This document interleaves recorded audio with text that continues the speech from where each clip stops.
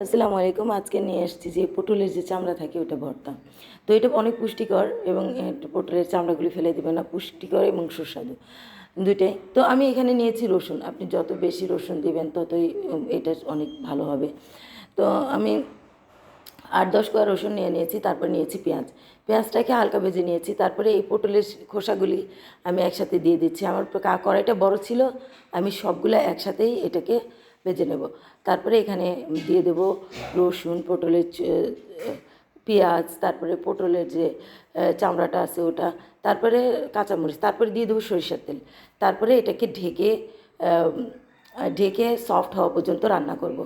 রান্না করার পর এটাকে আমি টমেটো দিয়ে দিব এখানে।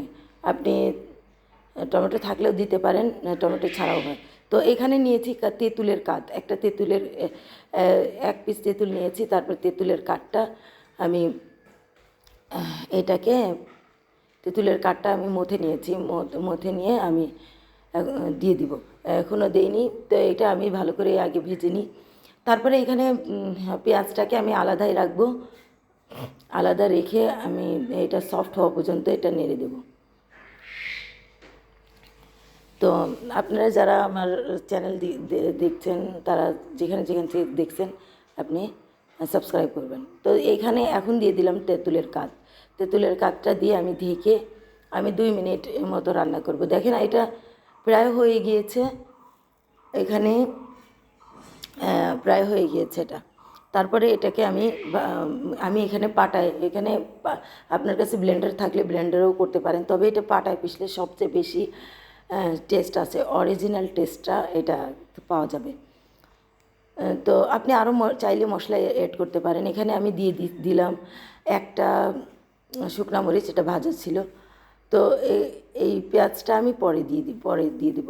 আগে আমি ওটাকে বেটে নিয়েছি, তারপরে এই পেঁয়াজটা আমি দিয়ে দিয়েছি, এখানে অ্যাড করে দিয়ে দিয়েছি। তারপরে আবারও আমি কাঁচা সরিষার তেল দিয়ে দিয়েছি। এখানে বিট লবণ দেবো, কারণ তেঁতুলের কাঠের সাথে বিট লবণটা অনেক বেশি ভালো হয়। তো আমি এটাকে বেটে নিয়েছি এইভাবে। দেখেন আমি এটাকে বেটে নিয়েছি এইভাবে, দেখেন একদম মাখা মাখা হয়ে গিয়েছে। তারপরে এটাকে এটা আমি এখন তুলে নিব। আমি একটা পাত্রে এখানে তুলে নিয়েছি, দেখেন এটা দেখতে কতটা সুস্বাদু হবে, খেতেও অনেক মজা, অনেক মজার। তো আমি এটা গরম ভাত নিয়েছি, এখন পাটাই আমি এটাকে মেখে মেখে খাবো। অনেক গরম গরম ভাত নিয়েছি। তো আপনারা চাইলে আমার এই রেসিপিটা ফলো করতে পারেন এবং আজ থেকে পটলের যে চামড়াটা ওটা ফেলে দিতে হবে না। তো কেমন লাগলো আমার এই রেসিপি? প্লিজ লাইক দিবেন, কমেন্ট করবেন, শেয়ার করবেন। আল্লাহ হাফিজ।